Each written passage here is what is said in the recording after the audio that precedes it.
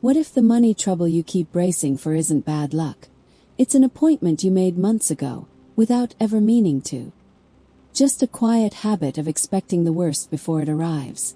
Rehearsed so many times it stopped feeling like a thought and started feeling like a fact.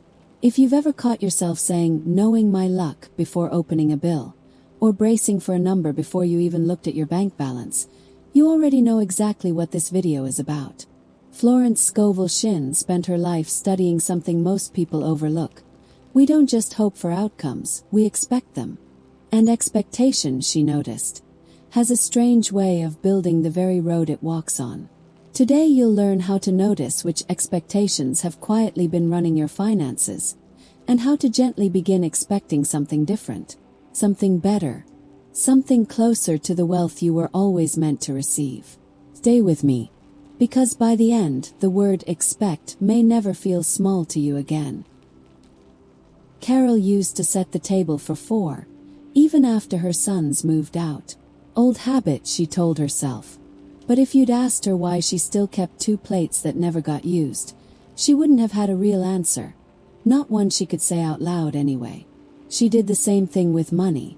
Set a place for disappointment before it ever arrived. Before opening an envelope from the bank, she'd already decided what was inside. Before her boss called her into the office, she already knew. Knew, not guessed, that it was bad news. Before the numbers on the screen finished loading, her stomach had already made up its mind. And here's the strange part. She was right. Often enough to feel like proof. Often enough that "I knew it" became something she said so many times. It started to sound less like a reaction and more like a rule she lived by. Florence Scovel Shinn spent decades sitting across from women just like Carol. Women who weren't lazy, weren't careless, weren't doing anything wrong on paper. They paid their bills on time. They worked hard. And still, money seemed to slip through their hands the moment it arrived, as if it had somewhere else it would rather be. What Shinn noticed again and again was this. It wasn't the money that was unreliable. It was the expectation underneath it.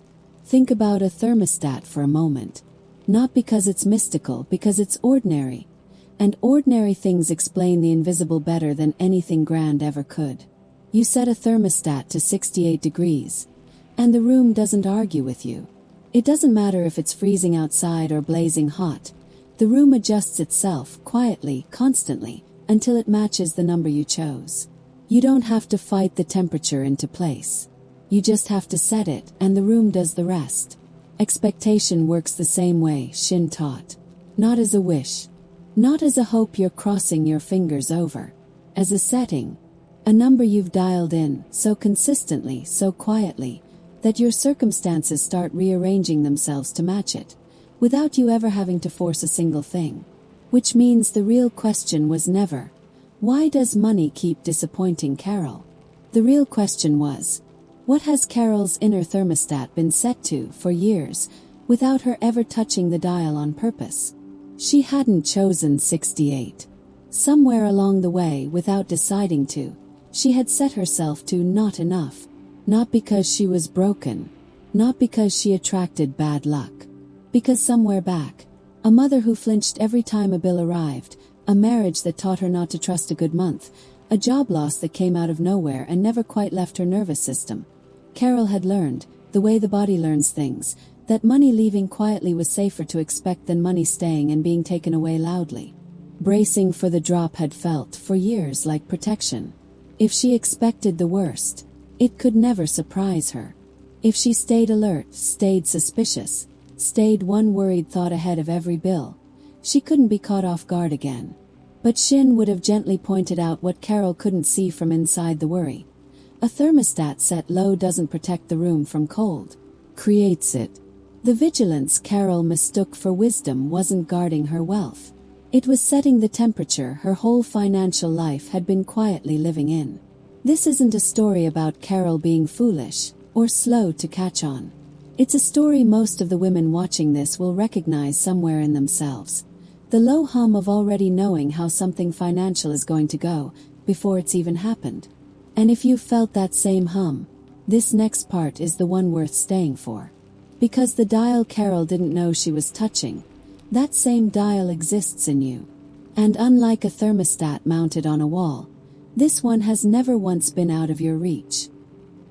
Here's something Carol never told anyone, because it sounded too small to matter. Every time a letter came from the bank, she noticed she didn't actually read it right away. She held it, turned it over, studied the little plastic window with her name behind it, as if the envelope itself might give her a hint before she had to face what was inside.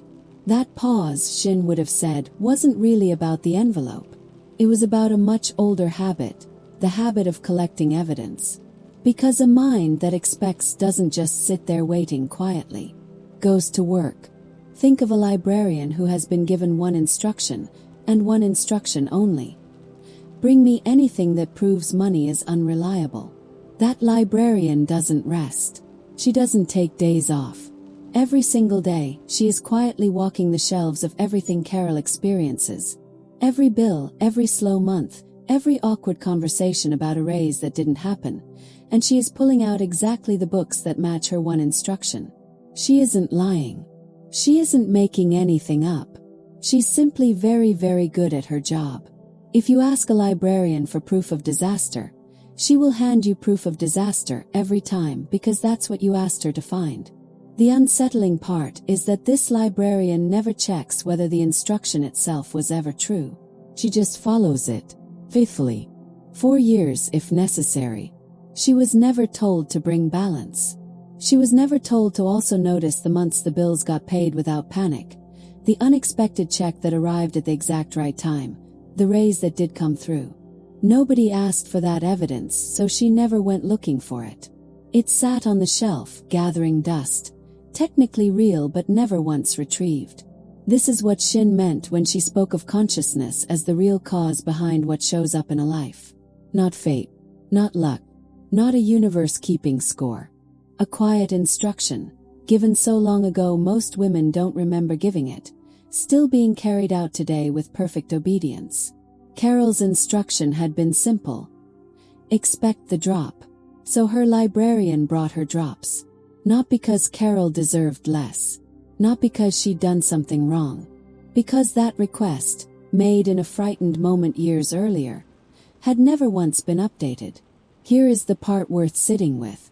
If a mind can be that loyal to an instruction born out of fear, it can be exactly that loyal to one born out of peace. The librarian doesn't care which instruction she's given. She isn't attached to disaster. She simply serves whoever's speaking. Which means the very faithfulness that had been quietly working against Carol for years was never the enemy. It was, this whole time, a kind of devotion waiting for a better assignment. This is where most people misunderstand what Shinn was actually teaching. She wasn't asking women to pretend. She wasn't suggesting Carol ignore a bill or smile through a real shortage and call it manifestation. Positive thinking, forced through gritted teeth, was never her subject. What she was pointing to was quieter and, in a strange way, more respectful of the woman doing the work. Change the instruction and the librarian, faithful as ever, simply starts bringing back different books. Carol didn't know any of this yet. She just knew that lately, when she caught herself holding an envelope a little too long, she felt a flicker of something new. Not confidence exactly, more like curiosity. A small, quiet question forming underneath the old habit. What if I've been asking for the wrong evidence this whole time? It's a fragile question. The kind that can get talked out of existence in about 4 seconds by a mind well practiced in disaster. But it's also the kind of question that, once asked honestly, doesn't fully go away again. Sits there, waiting. The way a seed sits in soil before anyone can see it's already begun changing shape underground. What Carol didn't yet understand, what most women watching this haven't fully understood either, is that the instruction doesn't have to be shouted to be changed. It doesn't require a dramatic turnaround, a new job, a windfall, or some private proof that things are finally different. It requires something far smaller and far more available than any of that. It requires a decision, quietly made and quietly repeated, about what she is now asking her mind to go looking for. Because somewhere underneath every fear about money, Every bounce check, every tight month, every moment of dreading what a piece of mail might say. There has always been a second possibility sitting on the same shelf, gathering the same dust, waiting for someone to finally ask for it by name. Carol tried something small a few days after that question first showed up. She caught herself mid-thought. Knowing my luck, already forming on her tongue about a job application she'd sent out, and she stopped. Didn't finish the sentence. Just let it hang there, unfinished, like a door she'd decided not to walk through. Nothing happened. No trumpet sound. No sudden check in the mail. The bill due that Friday was still due that Friday. And for a moment, she almost laughed at herself for expecting anything to feel different from one interrupted sentence. But something had happened. Just not the something she was watching for. She had, for the first time in longer than she could remember, refused to hand her librarian an instruction out of habit instead of on purpose. And that refusal, small, silent, almost embarrassing in how little it looked like progress, was the actual beginning, not the ending. Shinn never promised an ending that arrived in one afternoon. What she described again and again, in the quiet rooms where she met with women like Carol, was something closer to retraining a devoted employee who had been given bad instructions for years. You don't fire her. You don't shout new orders and expect instant results. You correct her gently, the same way you'd correct anyone who has been doing exactly what they were told for a very long time. This is usually where the discouragement creeps in for most women watching something like this. Because the honest truth is, the old instruction doesn't leave quietly. Has years of practice. Has muscle memory. Expecting the drop feels, to a nervous system that learned it as protection, like the responsible thing to do. Expecting more can feel, at first, like walking without a coat in weather that has burned you before. Reckless. Naive. Asking for disappointment with better manners. Carol felt that resistance almost immediately. The same evening she'd stopped herself mid-sentence. She caught her mind circling back, almost annoyed, as if it wanted its old assignment returned. What if you're wrong? What if hoping just makes the letdown worse? Better to expect nothing so nothing can hurt you. Shinn had an answer for exactly this moment, though she never delivered it as comfort. She delivered it as fact, the way you'd point out something true about gravity. Fear is simply faith, inverted. It is still consciousness, still expectancy, still the same mechanism at work. Just aimed at what you don't want instead of what you do. Which meant Carol wasn't being asked to invent a brand new ability she didn't have. She already had the exact skill required. She had spent years demonstrating, with impressive consistency, that she could expect an outcome so thoroughly it seemed to arrange itself into being. The skill was never in question, only the direction it had been pointed, which raises the only question that actually matters now. Not how do I stop being afraid? Fear doesn't leave because it's told to. The real question is smaller and far more answerable. What is Carol willing to expect instead today, in this one ordinary moment, regardless of whether the fear in the room agrees with her? Because the librarian is still listening. She hasn't stopped working just because the old instruction got interrupted once. She's simply waiting, patient, faithful, uncomplaining, for whatever gets said next. That night, Carol did something she hadn't done in years.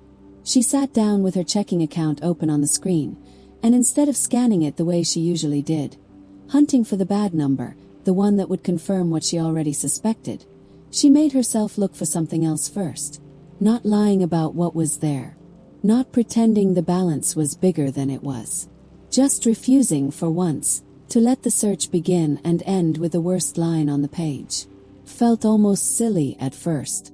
A grown woman, staring at a bank app, trying to notice something other than the shortfall. But underneath the silliness was a small, deliberate act of retraining, the kind Shinn insisted mattered more than any single dramatic leap of faith. Not becoming a different person overnight. Just handing the librarian one different instruction, and seeing if she'd still do her job. She would. That was the part Carol didn't expect. The same faithfulness that had spent years proving disaster could be redirected toward proving something else. Proof that income had shown up before when she needed it, that a tight month had still resolved itself, That financial freedom wasn't a stranger's story but something she'd brushed up against more than once without naming it. The evidence had been on the shelf the whole time. Nobody had asked for it. Now finally someone had. The real test came on a Tuesday, the way these things usually do. Not on some meaningful anniversary, not during a moment she'd braced herself for, but in the middle of an ordinary week, while she was standing in her kitchen with a car repair estimate open on her phone. $420. More than she wanted. Not more than she could survive. And there it was. The old sentence lining up on her tongue, ready to be said. Knowing my luck. 3 words, worn smooth from years of use, waiting to slide out of her mouth the way they always had. Carol felt them rise. Felt how natural they would sound. How much they would feel like simply being honest about her situation rather than saying anything mystical or forced. This is the part Shinn understood better than almost anyone who ever wrote about money. The old instruction doesn't ask permission before it shows up. It arrives dressed as realism. It arrives sounding responsible, even wise. Nobody stands in their kitchen and thinks, I am now going to sabotage my own bank account. They think I am simply being honest about how things tend to go for me. That is what makes the old instruction so hard to catch. It never announces itself as fear. It announces itself as experience. Carol stood there long enough that the phone screen dimmed on its own. And in that small, unremarkable pause, she did something that would have looked like nothing to anyone watching. She didn't say a grand new sentence. She didn't recite anything borrowed from a book. She simply refused one more time to finish the old one. Instead, quietly, almost as an experiment more than a conviction, she said something else. Not I have plenty of money. That would have felt like a lie, and Shinn never asked women to lie to themselves. She said something smaller, truer, and somehow sturdier. This will be taken care of. Not how. Not when. Just taken care of. A door left open instead of one slammed shut. It didn't feel powerful. It felt, if anything, a little foolish, standing in a kitchen talking to herself about an open door while a $400 bill sat glowing on her phone. But Shinn was never interested in how a decree felt in the moment it was spoken. She was interested in what it quietly authorized the mind to go looking for next. 3 days later, the school where Carol substitute taught called with an extra week of paid coverage nobody had expected to open up. It didn't cover the whole repair. Covered most of it. And Carol, standing in the exact same kitchen, found herself doing something she hadn't done in years. Not calculating the shortfall first, but noticing before anything else that the door she'd left open in her mind had, in fact, let something through. This is usually the point in a story like this where it would be easy to say the moment fixed everything. Didn't. Old habits don't dissolve because of one paid week of substitute teaching. Carol still caught herself, more than once in the weeks that followed, halfway into knowing my luck, before catching the sentence and setting it back down. But something had shifted underneath the surface. Not proof that life would now be easy, but evidence, real and specific, that the instruction could be changed. That the librarian, faithful as ever, really would go looking for something different the moment she was asked to. If any part of Carol's kitchen has felt familiar to you tonight, the held envelope, the sentence already forming, the bracing before the number even loads, that recognition is worth staying with a little longer, because what comes next in this video is the exact shape of what Carol said differently, and how a woman decides, in an ordinary moment, what she's now willing to expect instead. If this is helping you see something in your own life, staying subscribed means the next piece of it reaches you the moment it's ready, and reaches the next woman standing in her own kitchen holding her own envelope. Carol didn't know that Tuesday that she'd just taken the first real step toward something Shinn wrote about often. Not sudden wealth, not a windfall dropped from nowhere, but a mind finally pointed toward the abundance it had been standing next to the entire time, unnoticed, unclaimed, waiting only to be expected. There's a difference, Shinn used to point out, between waiting and expecting, and most people spend their whole lives mistaking one for the other. Waiting is what Carol had been doing for years without knowing it. Waiting is standing near the arrivals gate at an airport, watching the doors, arms crossed, half convinced the flight is going to be delayed or the person isn't going to be on it at all. You're technically there. You're technically present for the outcome. But your whole posture is braced for disappointment. And if the doors open and no one you recognize walks through, some small, exhausted part of you thinks, of course. Expecting is something else entirely. Expecting is standing at that same gate with your coat already half off, already reaching to hug the person you know is coming, before the doors have even opened. Not because you have proof yet, the doors haven't opened, but because something underneath the proof has already made up its mind, and your body is simply following along. Most women never notice which one they've been doing their whole financial lives. They think they've been hoping for more money, waiting for a better job, a bigger check, a moment when things finally loosen up. But hoping and waiting, Shinn would have said, are cousins of the same resigned posture. Arms crossed, half-braced, technically present but not truly expectant. And a subconscious mind, ever loyal, ever literal, responds to posture far more than it responds to wishes. It doesn't organize itself around what you're hoping might happen. It organizes itself around what you're already acting like is true. This is where the conversation usually gets uncomfortable, and it's worth saying plainly rather than dancing around it, because women deserve honesty more than they deserve comfort dressed up as spirituality. None of this means pretending a stack of overdue bills doesn't exist. It doesn't mean smiling at an eviction notice or telling yourself a shortage is secretly abundance in disguise. Shinn was specific about this, even if the softer, watered-down versions of her teaching often aren't. The decree isn't a denial of what's true right now. It's a redirection of what gets treated as permanent. Carol's $400 bill was real. The tightness in her checking account most months was real. What wasn't real, what had never once been proven, only assumed, was the idea that tightness was the whole story, the ceiling rather than a passing weather system moving through. She wasn't asked to lie about the rain. She was asked to stop insisting it would never clear. There's a particular kind of woman watching this tonight who has tried affirmations before and felt nothing shift, and who is, understandably, running low on patience for anything that sounds like another empty technique. If that's you, this next part matters more than anything said so far. Because the reason those earlier attempts likely didn't hold wasn't that the words were wrong. It's that the coat never came off. The affirmation got spoken, but the posture stayed exactly where it had always been. Arms crossed, half-braced, waiting to be disappointed by the very sentence being repeated. Words alone were never the mechanism. The mechanism was always the coat coming off before the doors opened. So here is the smaller, more honest question this video keeps circling back to. Not, what should I say to attract money? Carol never found a magic sentence, and neither will you, because that was never the actual lever. The real question is this.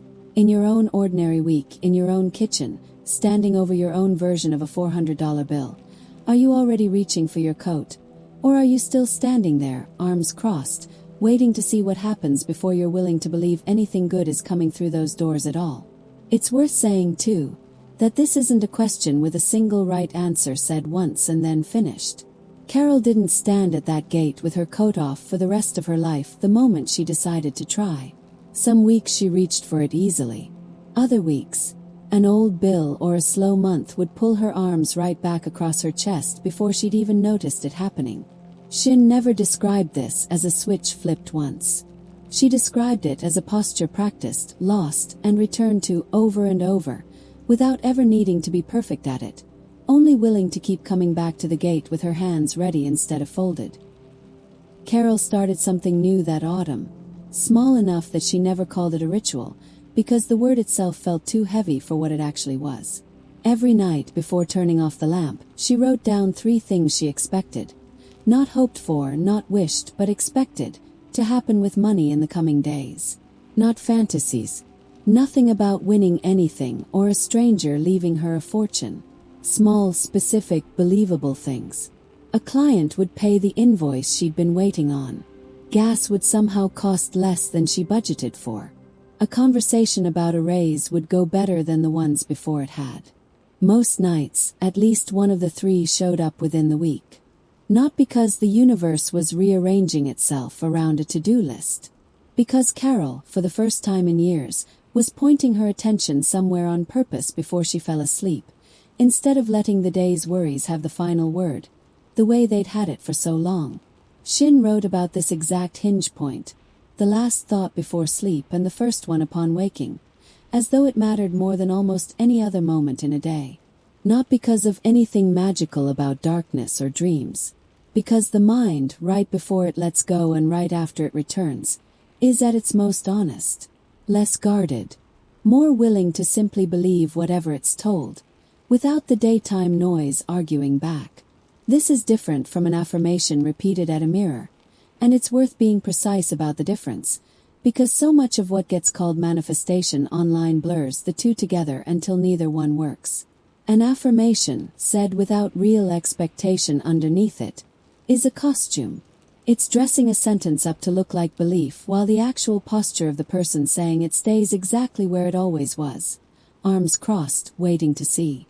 Carol's 3 lines at night weren't affirmations in that sense. They weren't even really about money, not at the deepest level. They were small acts of rehearsal for a posture she was still learning to hold during daylight hours, when bills were real and bank balances were visible, and it was far harder to keep the coat halfway off. Florence Scovel Shinn describes something similar in her own writing, though never in these exact words. The idea that the imagination is the workshop where every future circumstance gets built first, quietly, long before it shows up in a checking account or a paycheck. Most people, she noticed, use that workshop constantly and without any supervision at all, running the same worried scenes on a loop, then wondering why life keeps handing them the finished product of what they'd been rehearsing. Carol wasn't trying to force the workshop to build something extravagant. She wasn't asking it to construct a mansion or a lottery win. She was simply, finally, giving it something calmer to work with and dread. By December, something had quietly changed in how she opened her mail. She still felt a flicker before tearing an envelope. That was honest, and Shinn never asked anyone to pretend the old reflex vanished completely. But underneath the flicker now sat something new, something that hadn't been there a year earlier. A genuine, if modest, curiosity about what might actually be inside, instead of a certainty that she already knew. The bank statements didn't always bring good news. Some months were still tight. But tight for Carol had stopped meaning permanent. It had started meaning simply this month. One weather pattern passing through a life that was no longer organized entirely around bracing for storms. There's a particular kind of relief in that shift that's hard to describe to anyone who hasn't lived inside years of financial bracing. It isn't the relief of suddenly having more money, though that had begun slowly in small and steady ways. An extra shift here, a bill that came in lower than expected there, a client who paid early without being asked twice. It's a quieter relief underneath all of that. The relief of no longer spending half of every day rehearsing a disaster that hadn't happened yet. Carol hadn't realized how much of her energy had gone into that rehearsal until she felt what it was like to finally set it down. There's one more piece of this that Carol had to learn the hard way. And it might be the piece that matters most for anyone watching who has tried this kind of practice before and quietly given up on it. She had a number in her head. Course she did. Most of us do. A raise of a certain size. A dollar amount that would finally make her exhale. And for the first few weeks of writing her 3 nightly lines, some small, stubborn part of her kept watching for that exact number to arrive, as if expectation were a vending machine. Insert the right thought, receive the specific item selected. It didn't come. Not in that shape. Not on that schedule. What came instead was harder to notice at first, because it didn't look like the thing she'd pictured. A neighbor mentioned an opening at a school across town that paid better per hour than substitute work ever had. A cousin she hadn't spoken to in years called about a small inheritance from an aunt neither of them had been close to. Modest, unglamorous, but enough to finally clear the balance she'd been carrying on a credit card for 2 winters. None of it arrived the way Carol had scripted it in her head. All of it arrived from directions she never would have thought to expect. Shinn wrote about this often enough that it's easy to miss how radical it actually was for the women who first read her. Expect the unexpected good. Not the good you've already designed and are now simply waiting for delivery on, but a genuine openness to a form of abundance that might not look anything like the picture in your mind. This is where so many people quietly sabotage their own progress without realizing it. They practice a version of expectancy that's really just a very specific demand in disguise, insisting the money arrive through this job from that relative by this date, and then call the whole thing a failure when life, in its own timing and its own shape, brings something else instead. Carol had been demanding a vending machine. What she got was closer to a garden. Slower, less predictable, showing up in forms she hadn't planted on purpose, but showing up all the same. This matters for something bigger than one inheritance or one better-paying school district too. Because wealth, the kind Shinn actually wrote about, was never only a number on a bank statement. It was a felt sense, a kind of internal spaciousness that has nothing to do with how much is currently sitting in an account and everything to do with whether a woman believes, in her bones, that more is still possible for her. Two women can have the exact same balance and live in entirely different relationships to money. One braces, one breathes. The number doesn't decide which one she becomes. The expectation underneath it does. This is the part worth saying directly, one woman to another, before this video moves any further. If your version of this hasn't looked like Carol's yet, if the bills are still due, if the number still feels tight, if nothing has arrived that resembles a cleared credit card or a better paying job, that doesn't mean the mechanism failed you. It might simply mean the good hasn't finished taking its shape yet, or that it's arriving from a direction you haven't thought to look toward. The garden doesn't apologize for growing slower than a vending machine. It only asks quietly to keep being watered. There's also a kind of patience being asked for here that has nothing to do with passivity, and it's worth separating the two clearly. Watering a garden isn't the same as standing over it, arms crossed, checking the soil every hour for proof it's working. Carol still applied for the school district opening when she heard about it. She still answered the phone when her cousin called instead of letting it go to voicemail out of old habit. Expectation, in Shinn's teaching, was never meant to replace action. It was meant to change the posture underneath the action, so that applying for a job felt less like begging and more like simply showing up for something already arranged. The doing didn't stop. What stopped was the desperation quietly running underneath the doing. If you've stayed this long, there's a good chance some part of this has already started rearranging itself in you. Quietly, the way these things tend to happen, without an announcement. Maybe it's a specific bill you've been bracing for. Maybe it's a number in a savings account that never seems to grow the way you picture it growing. Maybe it's simply a sentence you've said so many times about your own financial luck that you stopped noticing you were saying it at all. Whatever it is, it has a shape now. Has a name. And a thing with a name is a thing that can finally be spoken to, instead of simply lived inside of. Here's what's actually being asked of you tonight. Not tomorrow, not once things improve. Not a leap of blind faith. Not forcing yourself to believe your bank account is full when it isn't. Just one small, specific act, the same size as the one Carol started with in her kitchen. Before you sleep tonight, notice the sentence that wants to finish itself about money.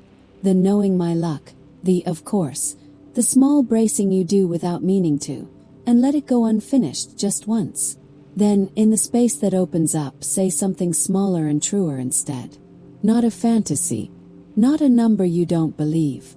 Something honest enough to hold, and expectant enough to matter. This will be taken care of. Something is already moving toward me.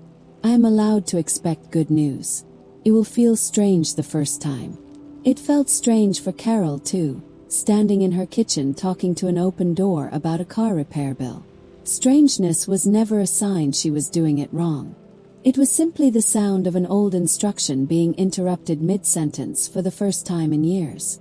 What Shinn understood, and what this whole story has been circling since the very first line, is that money was never really the subject.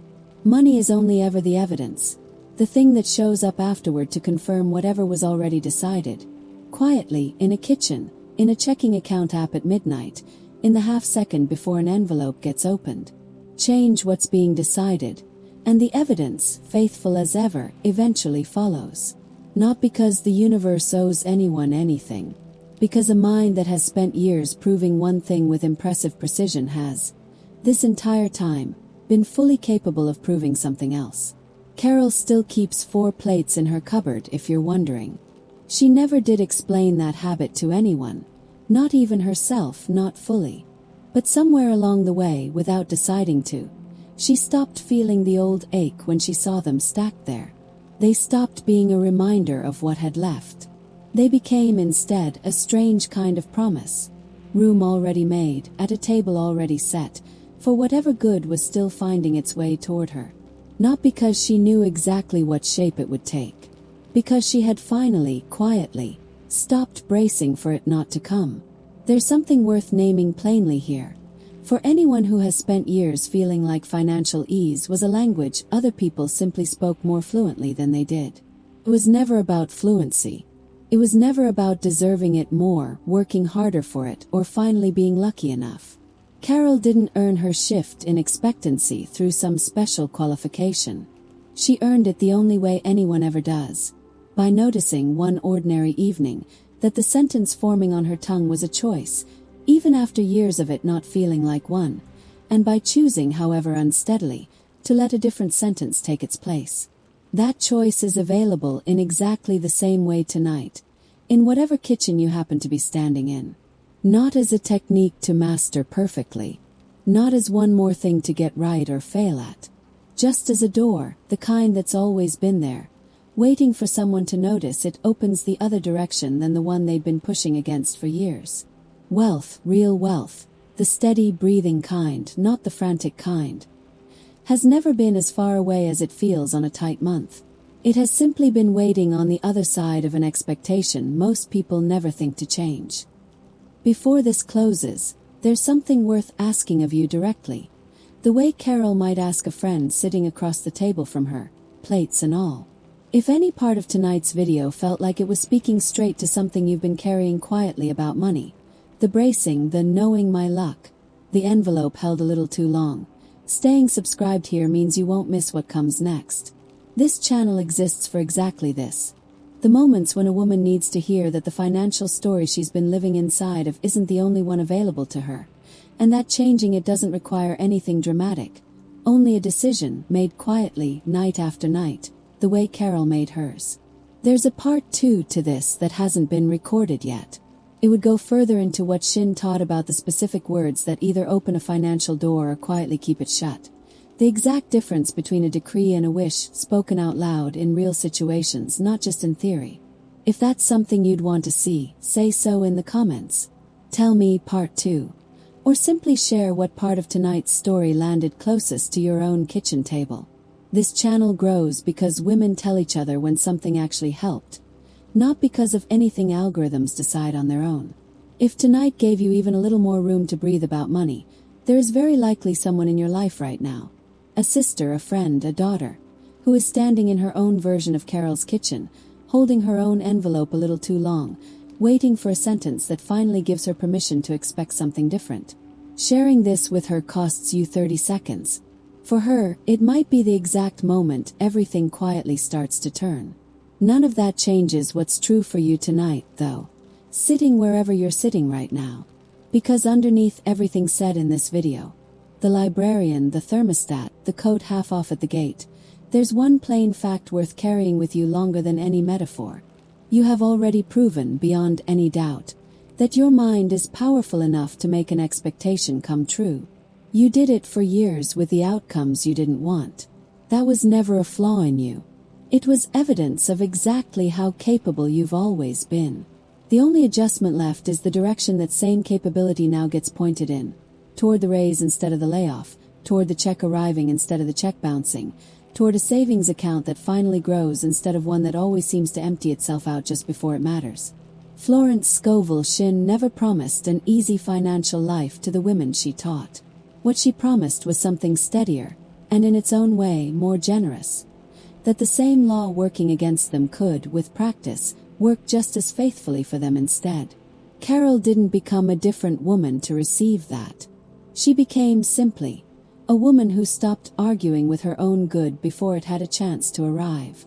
It's worth remembering, too, That none of this asked Carol to abandon good sense. She still budgeted. She still checked her accounts, though the checking no longer came from dread. She still applied for jobs and answered the phone and did every ordinary, practical thing a responsible woman does with her finances. Expectation was never meant to replace effort. It was meant to stop effort from being soaked every single day, in the quiet certainty that it wouldn't be enough.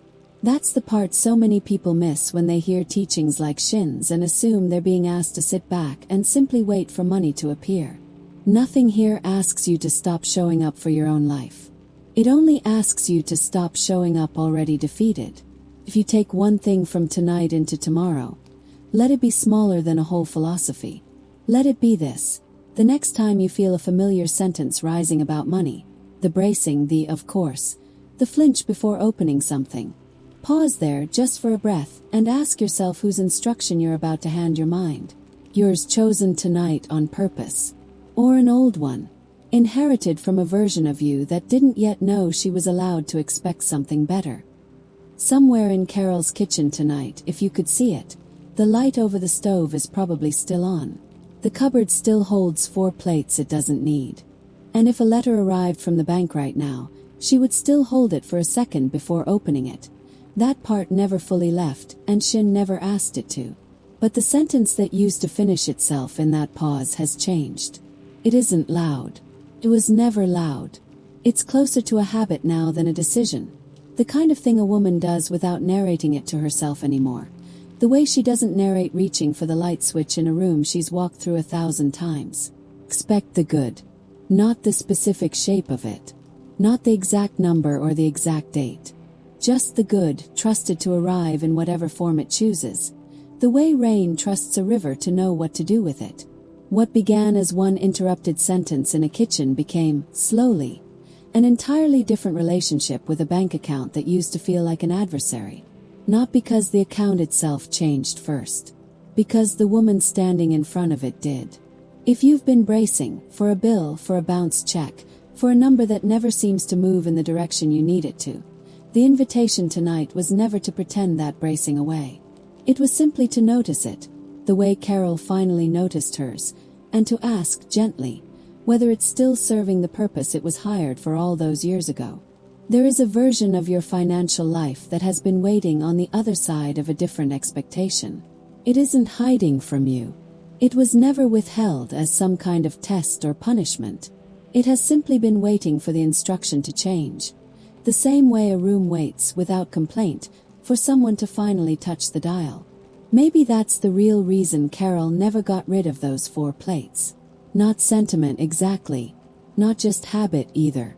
Somewhere underneath both of those, without ever saying it out loud, she had started using them as something closer to a quiet decree of her own, proof, set out on a shelf in plain sight, that she still believed there was room enough at her table for more than what had already arrived. A woman doesn't keep 4 plates for 2 people out of carelessness. She keeps them because some part of her, even in the leanest months, refused to set the table for lack. You don't need 4 plates. You don't need a nightly ritual, or a journal, or any particular object at all. What you need is smaller and far more portable than any of that. A willingness, however unsteady at first, to let one old sentence go unfinished the next time it rises, and to leave the space where it used to live open for something else to walk through. Florence Scovel Shinn spent her life telling women something simple enough to fit in a single sentence, though it took most of them years to actually believe it. The door was never locked. It only ever opened in the direction they'd forgotten to push. Whatever you're expecting tonight, from this moment forward, let it be worthy of what's actually possible for you.